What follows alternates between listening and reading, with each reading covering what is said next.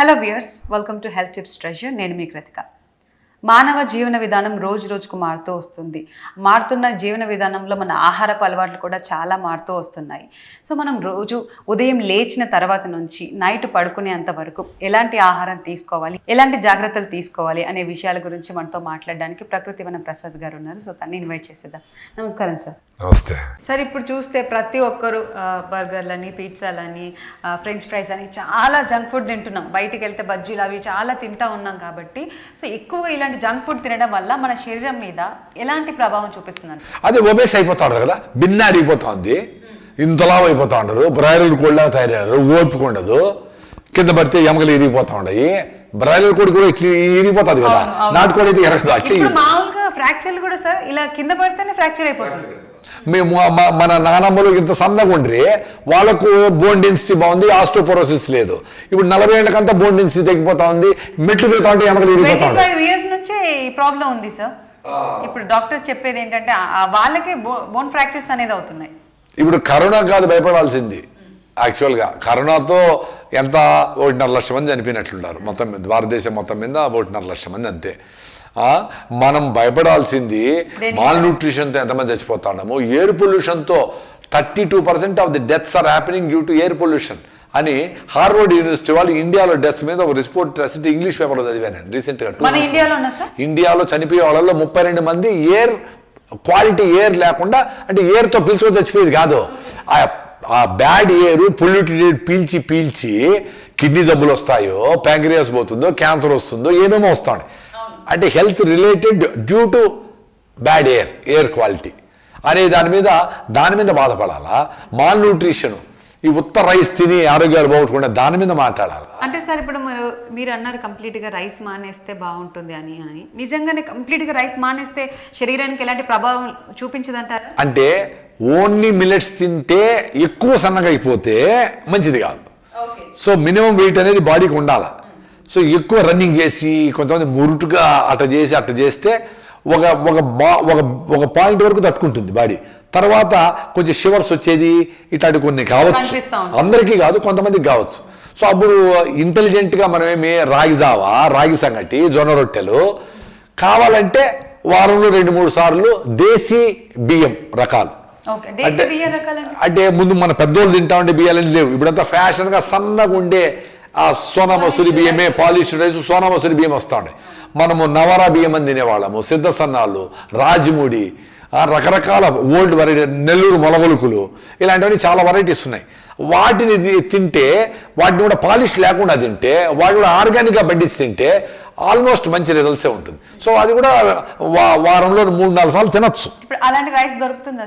దొరుకుతా ఉన్నాయి. ఇప్పుడు అందరూ చాలా మంది మహానుభావులు, రైతులందరూ, సాఫ్ట్వేర్ వాళ్ళు అందరూ ఇంటికి వెళ్ళి వాళ్ళకి ఆ రకమైన రైస్ను పండించి వాళ్ళే బియ్యం చేసి ఆర్గానిక్గా పండించే వాళ్ళు ఉన్నారు.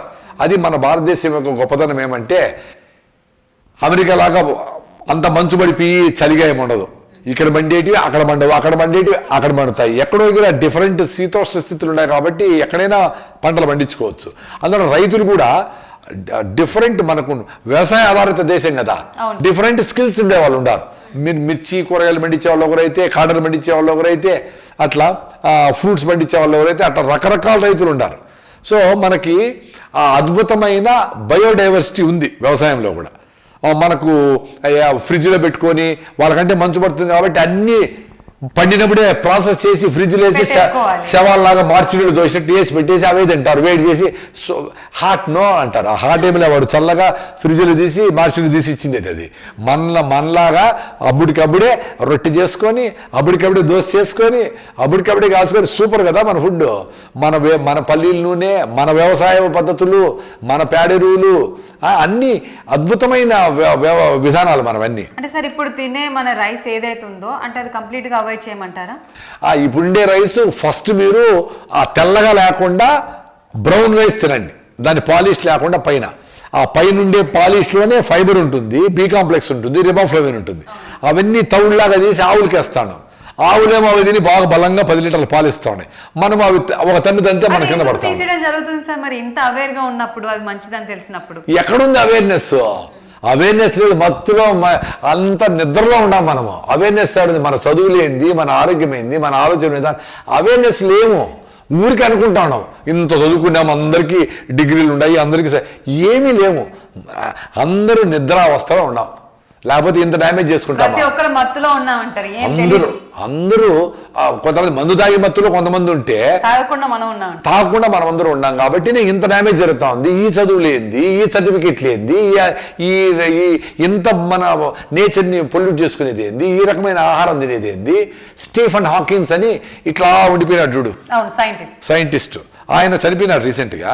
ఆయన చెప్పినాడు ఇప్పుడు ఐస్ కరిగిపోతా ఉండేది, ఇప్పుడు అవుతా ఉండే డ్యామేజ్, ఇప్పుడు మనం చేస్తూ ఉండే వ్యవసాయ విధానాలు, గ్లోబల్ వార్మింగ్ వల్ల ఇంకో 1000 yearsలో ఈ భూమి ఈ నివాస వేగానికి పనికిరాదు అని ఆయన చెప్పేసి అనిపినారు. ఇంకా ఇప్పుడు అంటే ఆయన చెప్పేది ఇర్రివర్సిబుల్ అన్నాడు. సో అట్టని మనం గమనం ఉండక్కర్లే, మన ప్రయత్నం మనం చేసి ఇప్పటి నుంచి స్టార్ట్ చేసి మనము మన గో ఆధారిత వ్యవసాయము, మన చేతి వృత్తులని, కుల వృత్తులని వాళ్ళందరినీ గౌరవించి వాళ్ళందరినీ బతికేట్లుగా చేసి ఈ భూమిలో ఉండే ప్రతి ఒక్కరూ సంతోషంగా ఉండాలంటే ప్రతి జంతువుని, ప్రతి పక్షిని, బయోడైవర్సిటీని రెస్పెక్ట్ చేయాలా అనే ఒక మెసేజ్ పోవాలి. అంతేగాని అన్ని తెచ్చిపోయినా మనం ఊరో బతకాలనేది కరెక్ట్ కాదు. జనార్దనం లేక జింక అంటాడు, వాటికంటే నీకంటే ముందు నుంచి ఉన్నాయి జింకలు, వాటి అన్నీ లేక మనం పోయినాము. ఎక్కడో జింక కనపడితే, ఎక్కడో పులి కనపడితే ఏమో అయిపోయిందని పెద్ద సీన్ చేసేస్తాను. మన పక్కనే మృగాలు లాంటి మనుషులు ఉండారు రకరకాల ఆలోచనతో.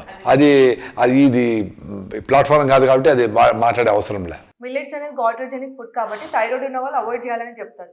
ఇప్పుడు గాయిట్రోజెన్ అనేసరికి మనకి థైరాయిడ్ గ్లాండ్ ఉంటుంది కదా, మనకి గాయిట్రోజెనిక్ ఫుడ్స్ ఎక్కువ తీసుకుంటే థైరాయిడ్ గ్లాండ్ పెరుగుతుంది. అవును, అంటే ఇక్కడ చాలా మంది కనిపిస్తా ఉంటుంది